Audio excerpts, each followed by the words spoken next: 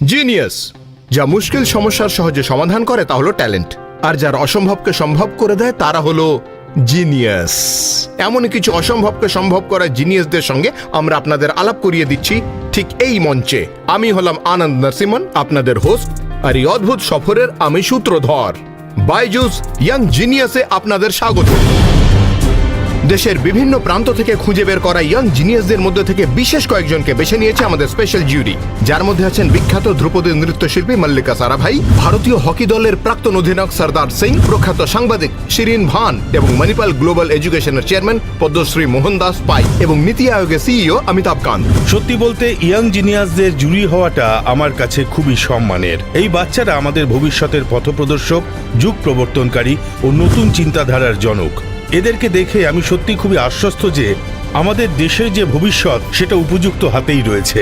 Byju's young জিনিয়াসের প্রতিটি এপিসোডে আমরা এমন কিছু ইয়াং জিনিয়াসদের দেখব যারা বয়সে তো খাটো কিন্তু কর্মকাণ্ডে বড়।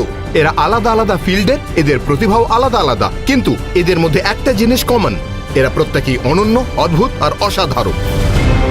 বিভিন্ন অ্যাওয়ার্ড আর রেকর্ড তো আছেই, তার সঙ্গে সঙ্গে এদের ভেতর অদ্ভুত একটা স্পার্ক আছে, এদের দেখলেই বুঝতে পারবেন।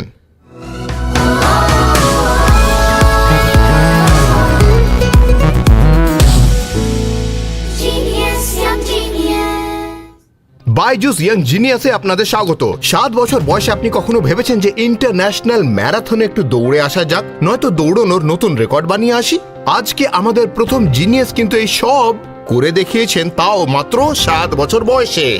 ইনি 800 মিটার, 1500 মিটার, 3000 মিটারের রেস জিতেছেন, ন্যাশনাল লেভেলে গোল্ড, আর সবচেয়ে কম সময়ে 3 কিলোমিটার দৌড়ানোর রেকর্ড করেছেন, তাও মোটামুটি 10টি ক্যাটাগরিতে। আসুন আলাপ করে নি যোধপুরের গুড়া বিষ্ণুইয়ের 9 বছরের পূজা বিষ্ণুইয়ের সঙ্গে।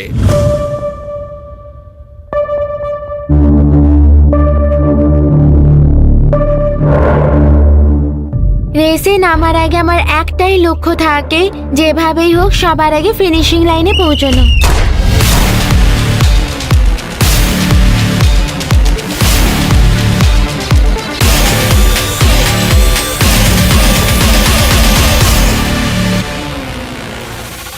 হাই, আমার নাম পূজা বিষ্ণই। আমি যোধপুর থেকে 30 কিলোমিটার দূরে গুড়া বিষ্ণইয়ান গ্রামে থাকি।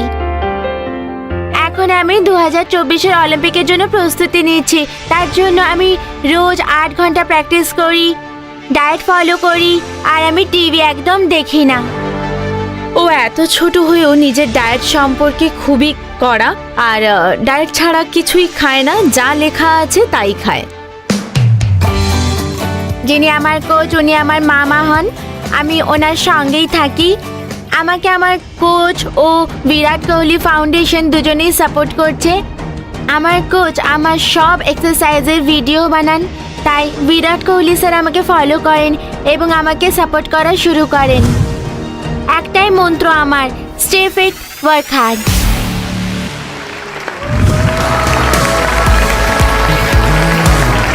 Hello hello hello hello hello Puja, তুমি তো ওখান থেকেও এমন করে দৌড়ে এলে যে আমি ভাবলাম সেট থেকেই না বেরিয়ে চলে যাও। হ্যাঁ, বসো বসো। তোমার বয়স কত? আমার এখন 9 বছর বয়স। এখনো পর্যন্ত তুমি কতগুলো মেডেল জিতেছো? আসলে আমি অনেক মেডেল জিতেছি। 5 বছর বয়সে আমি 6 প্যাকস অ্যাপ বানিয়েছিলাম। 6 বছর বয়সে 48 মিনিটে 10 কিলোমিটার দৌড়াই। 8 বছর বয়সে 12 মিনিট 50 সেকেন্ডে 3 কিলোমিটার দৌড়েছিলাম। বাপরে, মানে 13 মিনিটে তুমি 3000 মিটার দৌড়েছো? হ্যাঁ। ওয়াও। আচ্ছা, একটা কথা বলো যে প্রতিদিন সকালে তুমি ঠিক কটায় ওঠো? মানে তোমার একটু আমাকে ডেলি রুটিনটা বলবে, আমার জানতে ইচ্ছে করছে। তুমি ভীষণ ফিট। আমি ভোর 3টের সময় উঠি। 3টের সময় ওঠো? হ্যাঁ। সকাল 3টে? হ্যাঁ। তারপর আমি 3টে থেকে 7টা অবধি প্র্যাকটিস করি। তারপর আমি স্কুলে যাই। তারপর আবার বিকেলে 4টে থেকে 8টা অবধি প্র্যাকটিস করি। তার মানে সকালে 4 ঘন্টা আর 4 আবার ঘন্টা বিকেলেও 4 ঘন্টা। হ্যাঁ। চূড়ান্ত ফিট। 9 বছরের পূজা বিষ্ণুয়ের ডায়েটটা ঠিক কিরকম বলো তো, আমিও মন দিয়ে শুনি। আমার ডায়েট, ভোর রাতে উঠি, প্র্যাকটিসে যাওয়ার আগে আমি কলা খাই, তারপর আমি 15-20টা খেজুর খাই, আর 2টো ড্রাই ফ্রুট খাই। 2টো আঞ্জির? হ্যাঁ। আর লেবুর জল খাই। লেবু জল। আচ্ছা, আর তারপর ট্রেনিং এর পরে অর্ধেকেরও অর্ধেক বাজরার রুটি খাই। আচ্ছা, স্ম্যাশ করি। বেশ।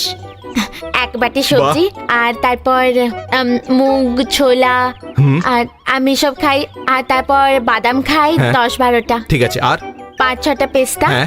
আর 2টো আখরোট হ্যাঁ, আর আর 1 গ্লাস দুধ। 1 গ্লাস দুধ। হ্যাঁ। তোমার কখনো এরকম মনে হয়নি যে একবার অন্তত লুচি আলুর দম খেয়ে নি, না। বা এই ছোলে ভটোরে খেয়ে নিলাম, না। বা একটু ফুচকা খেয়ে নিলাম, না। কি ভেলপুরি খেয়ে নিলাম, তোমার মনে হয় না?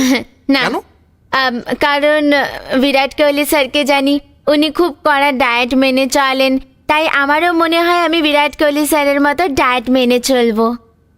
সত্যি কি অদ্ভুত ব্যাপার দেখুন তো, 9 বছরের পূজা বিষ্ণুইয়ের কি অসম্ভব মনের জোর, কি দারুণ আত্মবিশ্বাস। আচ্ছা, তুমি সব করছোটা কেন বলো তো? আমি 2024-এর অলিম্পিকে গোল্ড মেডেল জিততে চাই। তার মানে 2024-এর ইউথ অলিম্পিকে হ্যাঁ। তাতে তুমি দেশের জন্য গোল্ড মেডেল জিততে চাও? হ্যাঁ। হ্যাঁ, তোমার রোল মডেল কে কে? হিমা দাস ম্যাম, পিটি উষা আর দ্যুতিচাঁদ। দুত্তিচাঁদ, এদের সবাইকে তোমার ভালো লাগে? হ্যাঁ। আচ্ছা, এদের মধ্যে একজনের সঙ্গে এক্ষুনি তোমার দেখা করে দিচ্ছি। ধরে নাও একটা ছোট সারপ্রাইজ। স্বাগত জানাচ্ছি ভারতের 100 মিটার ন্যাশনাল চ্যাম্পিয়নকে। দেখুন স্ক্রিনে কি আছে, দ্যুতিচাঁদ।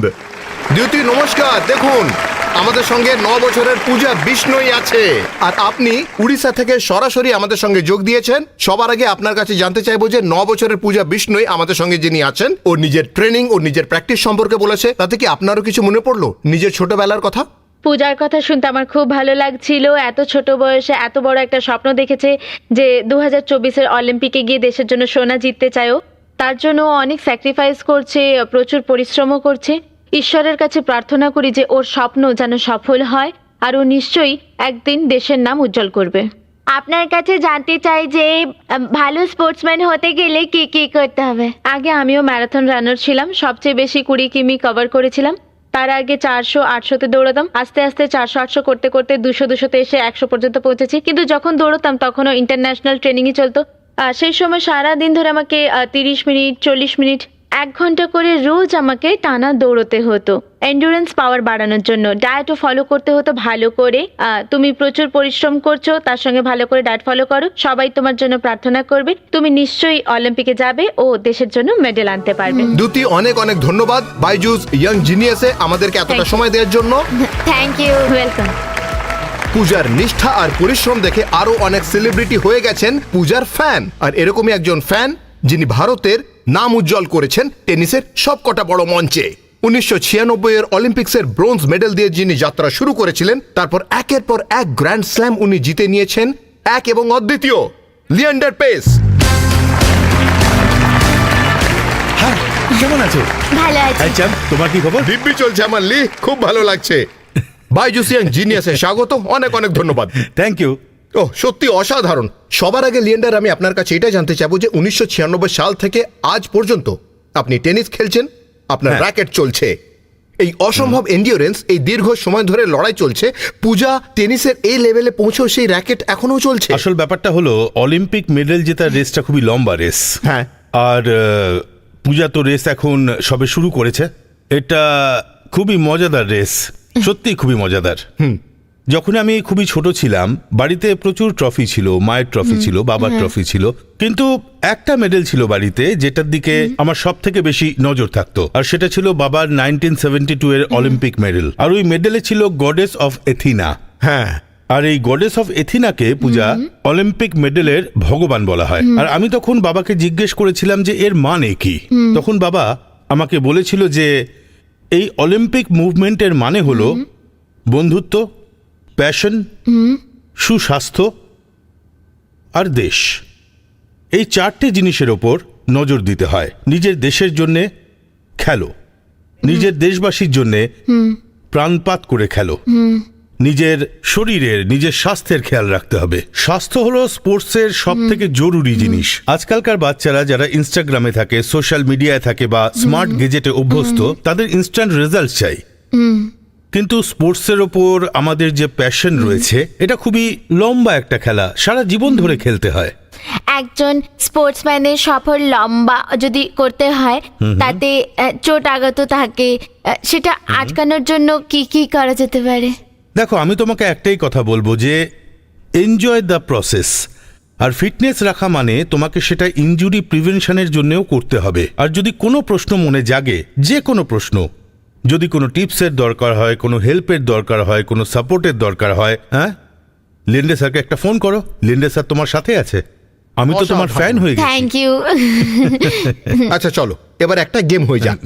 এই যে জিনিসটা, এটা আমি লিয়েন্ডার স্যারকে দেব। লিয়েন্ডার স্যার এবার একটা জিনিস করে দেখাবেন। এবার তুমি আমাকে বলো যে উনি যা করছেন তুমি সেটাই করে দেখাবে, নয়তো এমন কিছু করতে পারো যা লিয়েন্ডার স্যার করতে পারেন না। দেখো লিয়েন্ডার স্যার কি করছেন।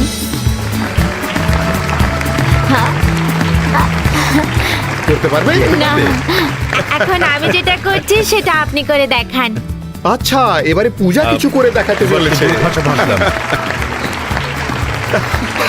তুমি বড় মোটা করো আর আমি এটা করি।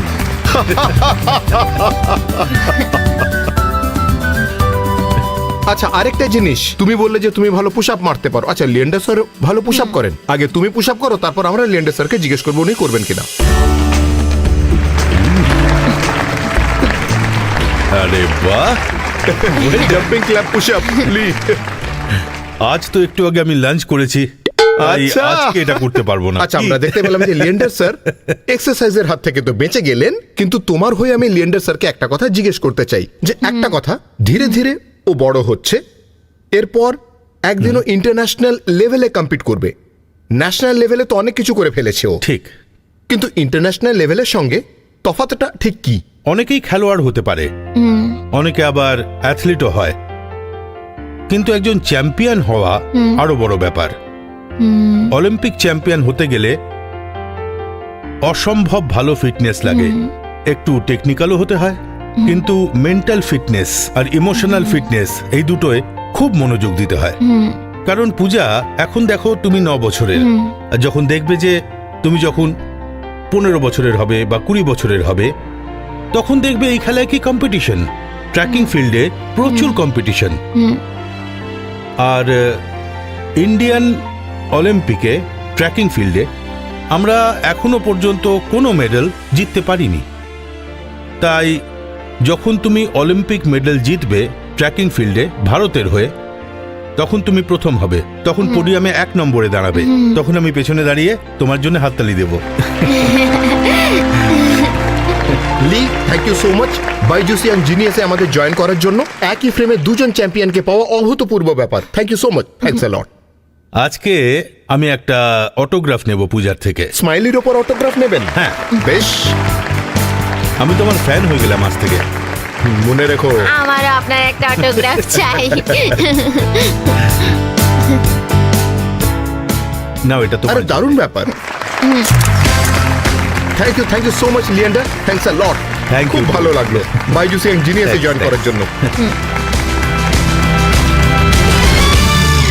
পূজা, আজ তুমি আরো একজন মেন্টর পেয়ে গেছো, লিয়েন্ডার পেস, একজন অলিম্পিক মেডেলিস্ট। আগে হ্যাঁ, মেন্টররা ঠিক এইরকমই হন। বাচ্চাদের মধ্যে প্রতিভা তো থাকেই, কিন্তু প্রয়োজন হয় এরকম মেন্টরের যিনি সঠিক গাইডেন্স ও পার্সোনাল অ্যাটেনশন দিতে পারবেন। আপনাদের জন্য সুখবর, এই মেন্টররা এবার নিজেরাই আসবেন বাচ্চাদের কাছে বাইজুসের সাহায্যে। বাইজুসে ইন্ডিয়ার টপ টিচার্সরা স্টুডেন্টদের লাইভ পড়ান, মানে অনলাইন ক্লাসে পড়ান। ভিজুয়ালাইজেশন, কনসেপ্ট, ভিডিওর সাহায্যে টিচার্সরা খুব সহজেই যে কোনো বিষয় বোঝাতে সক্ষম। শুধু তাই নয়, ছাত্রদের সমস্ত প্রশ্নেরও সমাধান করে দেন। বাইজুসে স্টুডেন্টরা পায় মেন্টর, যারা তাদের পার্সোনালাইজড প্রোগ্রেস রিপোর্ট দেখে পার্সোনাল গাইডেন্সও দেন 1-on-1। তাই এবার স্কুলের পরে শুধুই Byju's. Download the Byju's app now. Puja, Byju's young জিনিয়াসে আসার জন্য থ্যাংক ইউ ভেরি মাচ। আর যাওয়ার আগে আমরা তোমায় কিছু উপহার দিতে চাইবো। এই নাও, এই বাইজুস ইয়াং জিনিয়াস ট্রফিটা তোমার জন্য। Pooja will also take home the amazing Byju's Amazing Kit and 1-year subscription for Byju's. Thank you very much. তোমার সঙ্গে দেখা হয়ে আমার দারুণ লাগলো, আমিও তোমার ফ্যান হয়ে গেছি। বাইজুস ইয়াং জিনিয়াসে আসার জন্য ধন্যবাদ। Thank you. আজকে ইয়াং জিনিয়াস প্ল্যাটফর্মে তুমি যা যা এনেছো তার গড়পড়তা বয়স কত বলো তো আমায়? এটা একটা ডাইনোসরের হাড়ের টুকরো, 252 মিলিয়ন বছরের পুরনো। 200। বাইজুস ইয়াং জিনিয়াসে আপনাদের স্বাগত, যেখানে আমরা নিয়ে এসেছি এমন সব জিনিয়াসদের যারা খুব অল্প বয়সে করেছে এমন সব কাণ্ড কারখানা, যা করতে এক একজনের কেটে যায় মোটামুটি জীবনের সবটাই। আমাদের পরবর্তী ইয়াং জিনিয়াস অত্যন্ত স্পেশাল। যে বয়সে বাচ্চারা সিলেবাস নিয়েই হাবুডুবু খায়, সেই বয়সেই ইনি নিজেকে নিয়ে গেছেন অভূতপূর্ব এক পৃথিবীতে। বাকি বাচ্চাদের পছন্দের সাবজেক্ট হয় ইংলিশ, বাংলা, ম্যাথস, সায়েন্স। সেখানে এনার পছন্দের সাবজেক্ট হলো ফসিল নিয়ে পড়াশোনা, আর এর ফলে ইনি হয়ে গেছেন ইয়াংগেস্ট প্যালিওন্টোলজিস্ট। এনার নাম হলো অশ্বতা বিজু।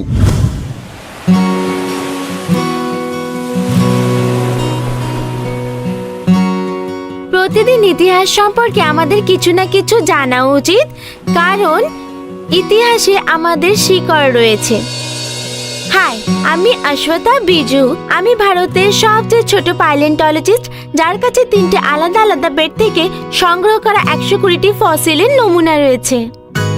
প্যালিওন্টোলজিস্টরা ফসিল নিয়ে গবেষণা করে, তাই নয়, এই বিভিন্ন ধরনের ফসিল পৃথিবীর ইতিহাস জানতে সাহায্য করে। উইমেন্স অর্গানাইজেশন FICCI আমাকে প্রথম 11 বছর বয়সে স্বীকৃতি দেয়, আর এরপর আমি প্যালিওন্টোলজিতে আগ্রহীদের নিয়ে বিভিন্ন সেমিনার করা শুরু করি, সচেতনতা বাড়ানোর জন্য যে ফসিল কেন সংরক্ষণ করা দরকার। আমার 6700 স্টুডেন্টকে আমি এ সম্পর্কে শিখিয়েছি। অদূর ভবিষ্যতে আশা রাখি যে যারা প্যালিওন্টোলজিতে আগ্রহ নিচ্ছেন তাদের কাছে এটা শুধু হবি নয়, বরং প্যাশন হয়ে দাঁড়াবে। Hi Ashwatha, come. Welcome to Byju's young genius. 13 years old আর তুমি ফসিল নিয়ে পড়াশোনা করছো। সাধারণত যা লোকে 30, 35 বা 40-এ করে পিএইচডি করার পরে, তো এইসব শুরু কি করে হলো আমাকে বলো তো। আমার আগ্রহের সূত্রপাত আসলে এনসাইক্লোপিডিয়া থেকে। আমার মা বাবা কেউই এই ফিল্ড থেকে নন, ওনারা আলাদা ক্যাটাগরির। তাদের এই ফিল্ডের সঙ্গে কোনো সম্পর্ক না, নেই? যখন আমার 5 বছর বয়স, আমার বাবা আমাকে একটা এনসাইক্লোপিডিয়া এনে দিয়েছিলেন। আমি ছবিগুলো দেখছিলাম, হঠাৎ একটা পাতা এসে চোখ আটকে গিয়েছিল। সেখানে একটা ফসিলাইজড অ্যামোনাইট ছিল। ওটা ফসিল বা অ্যামোনাইট সেটা তখন জানতাম না, তখন শুধু জানতাম যে এটা এক ধরনের ঝিনুক, কারণ আমি 2 বছর বয়স থেকেই খুব ঝিনুক কুড়োতাম, আর আমার কাছে সুন্দর সুন্দর অনেক রকমের ঝিনুকের কালেকশন ছিল। কিন্তু আমার কাছে তো এগুলো সবই পাথর বলেই মনে হচ্ছে। এইগুলো এগুলো কি সব ফসিল। সবই ফসিল? হ্যাঁ। কি কাণ্ড!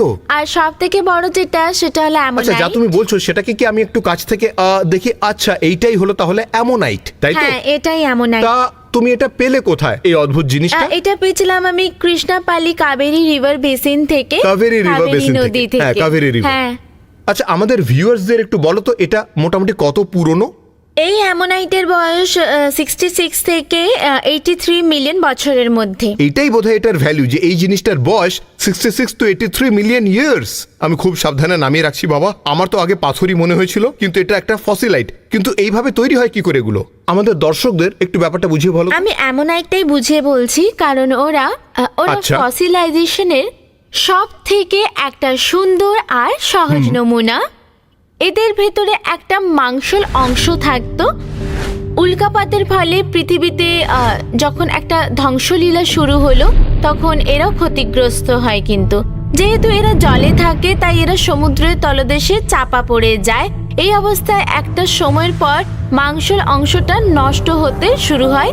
ক্যালসিয়াম কার্বনেটের গায়ে বিভিন্ন স্তর জমতে থাকে। কয়েকশো বছর ধরে পড়তে পড়তে মাটি জমতে থাকে এর উপর, আর সময়ের সঙ্গে আস্তে আস্তে এটা ফসিলে পরিণত হয়। এর থেকে আমাদের আর্থের হিস্ট্রি জানা যায়, ঠিক বলছি কি না, আমাদের পৃথিবীর। আর এগুলো শুনতে শুনতে মনে হয় যে আমাদের পৃথিবী কত হাজার হাজার কোটি কোটি বছরের পুরনো। তার তুলনায় আমরা তো একেবারেই বাচ্চা। আচ্ছা, আমাকে একটা কথা বলো, এগুলো চেনো কি করে, চিনতে পারো কি করে? মানে সাধারণ মানুষ যারা ফসিল চেনে না, তাদের কাছে এগুলো তো পাথর। তো আমি বুঝবো কি করে? আজকের ইয়াং জিনিয়াসের প্ল্যাটফর্মে তুমি যা যা এনেছো, তার গড়পড়তা বয়স কত, কত পুরনো? আমি 3টে আলাদা আলাদা বেসিন থেকে পাওয়া ফসিল এনেছি। 3টে আলাদা আলাদা ফসিল ফিল্ড যাদের নিয়ে আমি কাজ করেছি। এই একটা গোদাবরী রিভার বেসিন থেকে সেটা পাওয়া। কোনটা? এটা একটা ডাইনোসরের হাড়ের টুকরো। একটা ডাইনোসরের হাড়ের টুকরো? হ্যাঁ, এটার বয়স 252 মিলিয়ন বছর। 252 মিলিয়ন ইয়ার্স ওল্ড? হ্যাঁ। ওয়াও! তা তুমি কি করে বুঝতে পারলে যে এটা একটা ডাইনোসরের ফসিল? আসলে একটা সাধারণ পাথর আর ফসিলের মধ্যে কিছু পার্থক্য থাকে। আমরা প্যাটার্ন দেখে বুঝি। যেমন ধরুন, হাড় হলে তাতে ফাইব্রাস প্যাটার্নস থাকে। সবার থাকে, প্রাকৃতিক কারণে এগুলো বড় পাথরের নিচে চাপা পড়ে যায় আর তারপর প্রস্তরীভূত হতে শুরু করে, কিন্তু তাতেও প্যাটার্ন বদলায় না। তাই ফসিলের উপরের ফাইব্রাস টেক্সচার দেখে আমরা বুঝতে পারি যে সেটা হাড়ের টুকরো, যেটা পরে ফসিলে পরিণত হয়ে যায়। যত জানছি ততই অবাক হয়ে যাচ্ছি আমি। কে জানতো যে ঝিনুক কুড়োতে কুড়োতে শেষ পর্যন্ত বাচ্চা মেয়েটা হঠাৎ এত এত কিছু জেনে ফেলবে, তাও এরকম একটা ফিল্ডে যেখানে ধৈর্য, যেখানে গবেষণা বা রিসার্চ স্টাডিজ সবকিছুই লাগে। প্যালিয়েন্টোলজিস্ট হিসেবে কবে স্বীকৃতি পেলে তুমি বলো তো আমাদের? 11 বছর বয়সে আমাকে ভারতের সর্বকনিষ্ঠ প্যালিয়েন্টোলজিস্টের আখ্যা দেন Mahendra Pal Singh sir, প্যালিয়েন্টোলজিক্যাল society of ইন্ডিয়ার প্রেসিডেন্ট। ফ্যান্টাস্টিক। আচ্ছা, একটা কথা বলো, জানতে ইচ্ছে করছে আমার, যে এতশো বছর, 66 মিলিয়ন ইয়ার্স, 100 মিলিয়ন ইয়ার্স, এর আজকের প্রাসঙ্গিকতাটা কোথায়? এইসব জেনে আমাদের কি লাভ, বিশেষ করে আজকের ফসিল সময়? কন্টেইনস হ্যাঁ। হিস্ট্রি, জিওলজিক্যাল রেকর্ড ও ইতিহাসের ক্ষেত্রে এটা একটা সত্যি খুব জরুরি একটা ক্ষেত্র। প্রতিটা মাস এক্সটিংশনের পর বিবর্তনের প্রক্রিয়া বুঝতে সাহায্য করে। আর এই ফসিলগুলো, কারণ এখন আমরা ষষ্ঠ মাস এক্সটিংশন প্রসেসের মধ্যে দিয়ে যাচ্ছি, মানে আর 6th মাস এক্সটিংশন হ্যাঁ। Ongoing process. হ্যাঁ, একটা গ্রেট মাস এক্সটিংশনের পর বেশ কয়েকটি প্রজাতি অবলুপ্ত হয়ে গেছিল, কিন্তু মানুষের ক্ষেত্রে ওটা একটা মোক্ষম সময় ছিল। সেখান থেকে আজকে আমাদের এই রূপের উৎপত্তি। মাঝখানে রয়েছে এই প্রাগৈতিহাসিক প্রাণীদের বিলুপ্তির কয়েক হাজার বছরের ইতিহাস, আমাদের মানুষের ইতিহাসের তার সূত্রপাত। মানে তুমি বলছো যে আমরা এখন 6th মাস এক্সটিংশন প্রসেসের মধ্যে রয়েছি, ঠিক বলছি তো? ষষ্ঠ মাস ঠিক বুঝেছি? extinction তার মানে process-এর এটা একটা মধ্যে। প্রক্রিয়া যা অনবরত চলতে থাকে। এটাকে কোনোভাবে বন্ধ করা যায় আমি তা বা ডিলে বলছি না। করা যায়? এমনটা নয় যে পঞ্চম মাস এক্সটিংশনের পরই ষষ্ঠ মাস এক্সটিংশন শুরু হয়ে যাচ্ছে, এরকম কিন্তু কোনো তত্ত্ব নেই। Okay. আসলে প্যালিয়েন্টোলজিস্ট হিসেবে আমি চাই মাস এক্সটিংশন হওয়া উচিত, কারণ মাস এক্সটেনশন না হলে বিবর্তন হবে না। সহজভাবে বলতে গেলে যে এটা কোনো একটা প্রজাতির জন্য হয় না, পুরো জীব জগতে এই প্রক্রিয়ার অন্তর্ভুক্ত। আর যারা প্রভূত ক্ষমতাশালী তারা টিকে থাকতে পারে, যেমন ধরুন মেসোজোইক যুগে নতুন রূপে। দুরকম প্রজাতির দেখা পাওয়া গেছে। যে সময় তারা পৃথিবীতে দাপিয়ে বেরিয়েছে, Correct. এক সময় তারা বিবর্তনের জেরে এখনকার পাখির রূপ নিয়েছে, যেমনটা আমরা সকলে পাখি। এখন দেখতে আচ্ছা, পাচ্ছি। তার মানে বা- কেউ যদি খুব বড় হয়ে যায় তাহলে কিন্তু নেচার তাকে এভাবেই ছোট করে দিয়ে বলবে, বাপু বেশি বাড়াবাড়ি করুন। এত কম বয়সে এত জ্ঞান এত সহজভাবে খুব কম লোকেই বোঝাতে পারবে, কিন্তু মাত্র 13 বছরের একটি মেয়ে সেটা করে দেখিয়েছে। সেই জন্য তাকে তো ভারতের জিনিয়াসের সম্মান দিতেই হবে। Thank you so much Byju's young জিনিয়াসে আসার জন্য। একটা ছোট উপহার দিন।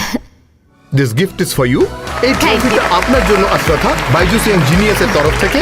আশ্রথা পেয়ে যাচ্ছেন অ্যামেজিং বাইজুস কিট আর সঙ্গে বাইজুসের 1 বছরের সাবস্ক্রিপশন। খুব সুন্দর।